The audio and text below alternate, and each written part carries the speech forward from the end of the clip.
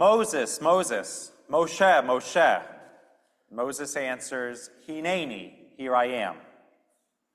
When Moses turns aside to look at the burning bush, a bush that looked like it was on fire but not being consumed, God calls to him by name.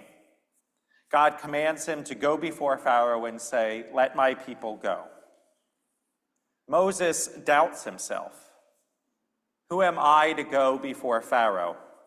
Pick someone else. But God insists, and God calls his name twice. There can be no doubt, like it or not, Moses, you, yes, you are the leader. This kind of doubling of someone's name occurs only 3 other times in the Hebrew Bible. The first time happened to Abraham. God on high, termed Elohim, commands Abraham to offer up his son Isaac on a mountain. This is completely bizarre because in every other place in the Hebrew Bible, human sacrifice is considered the worst of sins, an abomination. In stunned silence, Abraham obeys.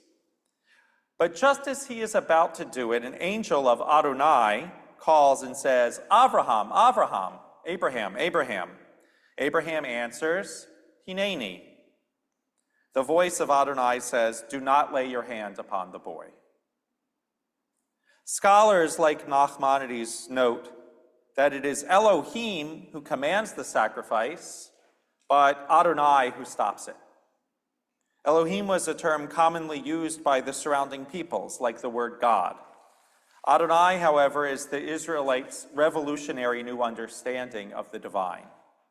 Rabbi Gunther Plaut explains, the practice of human sacrifice, which was well known to the ancients and central to the cults of Israel's neighbors, stands as a backdrop. God's demand must have struck Abraham as harsh and bitter, but not as ungodly. It is therefore important to notice that in the beginning of the test, the command is issued by Elohim, the generic term for God or gods, and the command is one that other Elohim could and did make. But when the sacrifice is about to be performed, it is Abraham's God, Adonai, who stays his hand. Elohim might ask him to proceed, but Adonai says no. He too will ask extreme devotion, but it will never again take this form. In other words, when God calls Abraham's name twice, it is with desperation to stop him. Not only that, but the insistence teaches us something. Do not offer your child as an oleh, a sacrifice, to your ambitions. Instead, give your child an aliyah, a chance at their own spiritual ascent, their own call to the Torah. Another time God calls someone's name twice is with Jacob. In his elder years, Jacob realizes he has to go down to Egypt and bring his family with him in order to escape famine. Even though the journey is a necessity, he is very nervous. After all of the promises and work to be in the land, should they really leave? But if they stay, they will starve. The Torah says that God called to him in a night vision, Yaakov, Yaakov, Jacob, Jacob. He answered, Hineni, here I am. God explains with reassuring repetition that he should not fear. They can go and they will eventually come back.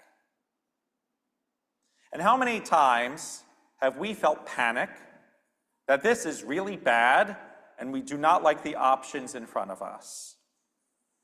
God's soothing call tells us that this is not the end of this story. We don't know and can't know how it will end. We have to have some kind of faith. Finally, in the book of Samuel, when Samuel was a little boy, he was in bed falling asleep. God calls, Shmuel, Shmuel, Samuel, Samuel. And Samuel thinks it is his teacher in the other room. He gets up and asks, you called? His teacher says, go back to bed. How many times has this happened?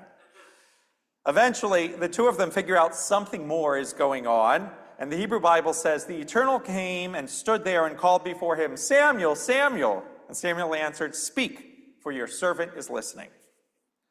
I don't know why he doesn't say Hineni like all the others. Maybe he was too young.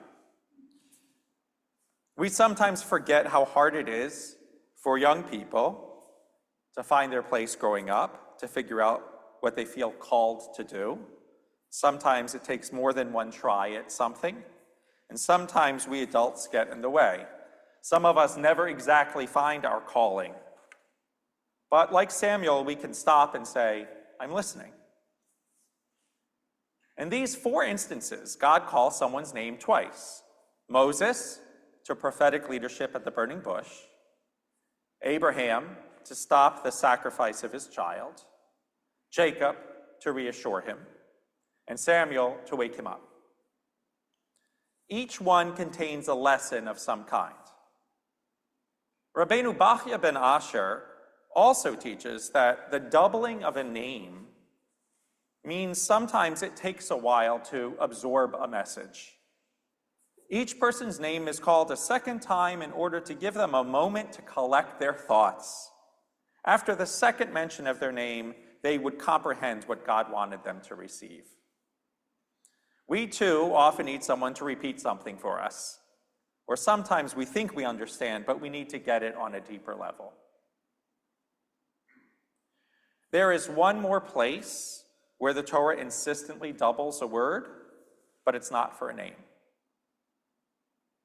Tzedek, tzedek tirdof, justice, justice shall you pursue.